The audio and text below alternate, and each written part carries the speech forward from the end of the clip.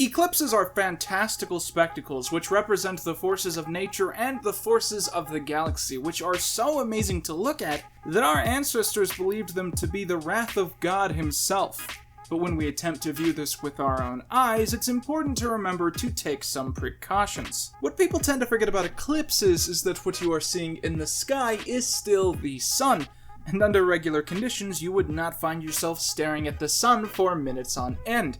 And even though the sun is being covered up somewhat by the moon, it can still be just as damaging to your eyes as it would be if you were to just stare at the sun. Such a thing can lead to permanent eye damage and even total blindness, which is why people have had to find interesting workarounds to still be able to see this spectacle. You could, for instance, consider purchasing special lenses which would allow you to look at the sun during this event. Now you have to be very careful with this because many eclipse glasses have actually been publicly debunked and in some cases removed from stores, and that is one scam that you do not want to see the long-term effects of.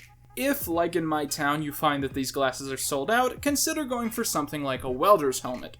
Or you could get even more creative with your ideas. For instance, many people consider bringing mirrors with them. Now this has varying effects depending on how crowded the area is, what angle the sun is at, etc, etc. There are also pros to this. For instance, if you can get it the right angle, this means that you can film the eclipse because anything that can be seen in a mirror can be filmed with a camera, and so on and so forth. If none of these sound right to you, you might consider building a pinhole projector.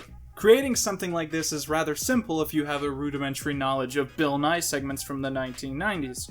What?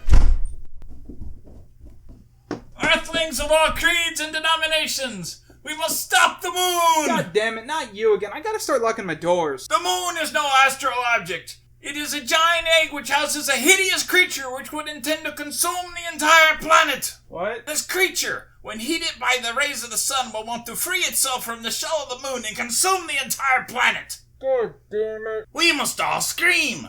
Why would we do that? We have to scare away the moon monster.